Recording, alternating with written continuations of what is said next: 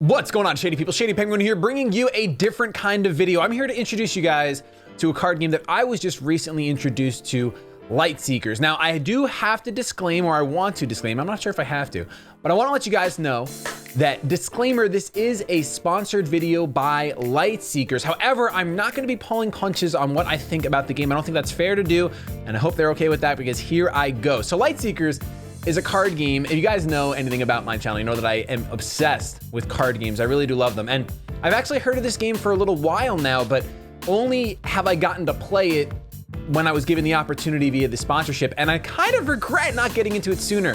I'm gonna be showing a little bit of gameplay footage of me and my brother-in-law playing, and I'm gonna be talking about the pros and cons. I'm not here to really teach you guys the game, because when you buy a starter deck, or if you choose to buy a starter deck, I should say, it comes with a quick start guide that pretty much breaks down everything you need to know. All the rules are on the front side, and then even deeper clarification is on the back side.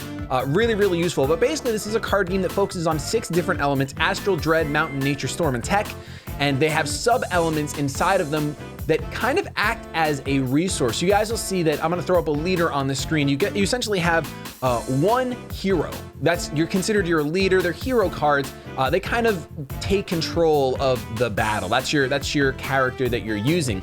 These heroes have access to those sub-elements I was kind of talking about, and they focus on one main element, whether it's Astral, Dread, Mountain, Nature, Storm, or Tech. Now, for example, in the mountain element, the sub-elements are Fire, Earth, and Crystal. So depending on what hero you're using, they have access to a certain amount of those elements. Every card in this game, you need to pay cost, but what's really cool about this game is different from a lot of other card games. This game has a lot of things that are very different compared to other card games, is that the cost is built into the hero.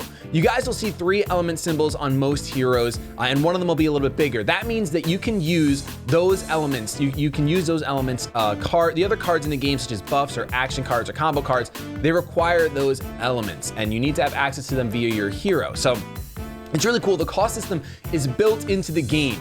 The smaller elements on the hero cards, you can only use one of those cards per turn, whether it's an action card or combo buff card, whatever it is.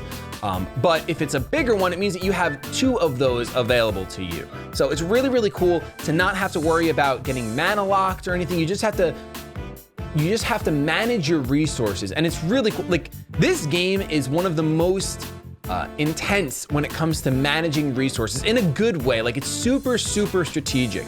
You guys will also see on the hero cards, the bottom right, there's a life there. That's how much life your hero has. You can't heal above 35, but you can heal up to 35 no matter what your starting health is.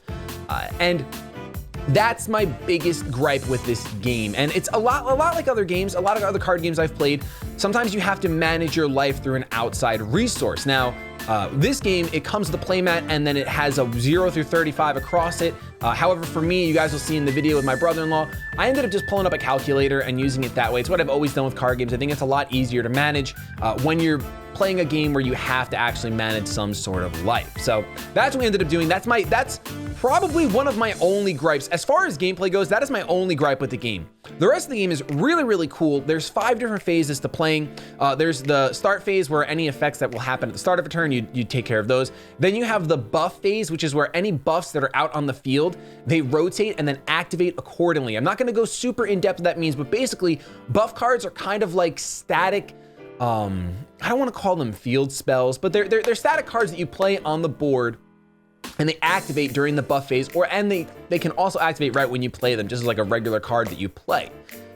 But during the buff phase, you rotate your cards and you act accordingly, whether that buff is going to get destroyed, whether it's going to activate, whether it's going to heal you, whatever it's going to do, that's going to happen during the buff phase. Then you have the action phase, which is where you actually play cards from your hand. It's really cool. So you need that. You need to manage your resource depending on what your hero, what elements you have access to. However, not only that, but you have an option of what you want to do with your turn, how you want to spend your turn.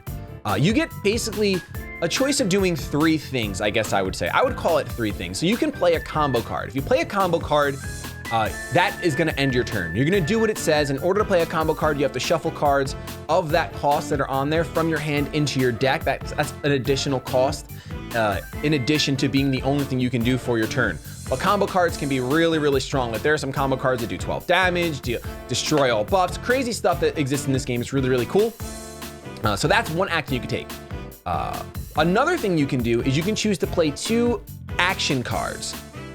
It could be a buff It could be just an attack, a defend card. It can be an item, but playing one of those takes away one of your actions. The way that I think about the game is like this. So it is now my action phase.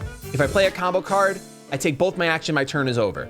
So that now I'm on my next turn. I can play one item card and I can play one action card. My turn is over. Or what you can do is you can choose to play no cards, and however many fingers are left standing up is how many cards you're gonna draw at the end of your turn. So you can end your turn right away and draw 2.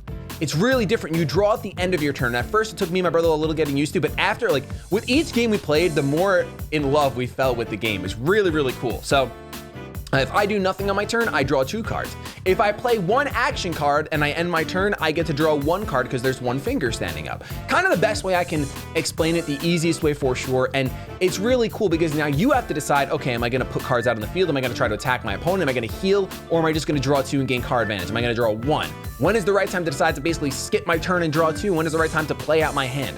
Super, super cool. So many decisions. And one of the coolest parts about this game, I can't speak too much on how it flows because I only played with my brother-in-law, but you can actually play this game with multiple people. It feels a lot like a board game where the person on your left is gonna be your target and the person on your right is gonna be your enemy. And basically, there's no way, because my brother-in-law first thought was like, wait, you can play with more than 2 people, someone's just gonna get ganged up on. And that's not the case. You don't really get to choose who you attack. There are some cards that'll attack all players, but for them, you can't ever just gang up on someone. You always have your target to your left and your enemies on your right, who essentially you are their target. So there's some fun rules that you guys will read if you pick up the rule book. If you ever want to play with more than 1 person. I've always played card games either like 2v2 or just 1v1, but having the option to actually play in like a board game like setting where it's multiple people playing is really, really cool. Mechanics of the game, super solid. Love the unique mana system. Love the fact that you get to choose if you want to draw or play stuff out. Elements, I'm all about elements, so the fact that the game is all broken down into that is really, really cool.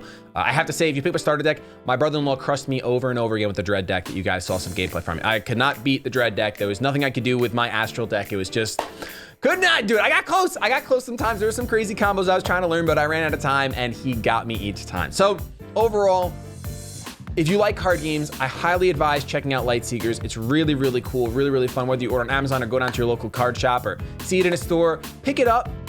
If you have someone to play with, it's super, super fun. I cannot advise it enough. And of course, Lightseekers, thank you so much for sponsoring this video. I really do appreciate the opportunity to share a really cool product. You guys know that if I do sponsored videos, it's something that either fits the channel or something that I am passionate about and enjoys. And I love card games so much. And like I said, my negative thing, and I will never say that my negative thing is the life. You have to track life externally, whether it's through their math that they give you or a calculator or something. I like card games that kind of build it into themselves, but that I'm used to anywhere from playing other card games that I would have to track life. There's other card games that do the same thing, so it's really not that big of a deal. It's just my sticking point. But with that, I want to thank you guys so much for watching. Let me know if you do play Lightseekers or if you're going to pick it up. I'd like to see the response from this video for sure. I'm going to get the hashtag out of here, though. Have yourselves a fantastic day, but above all else, keep it shady.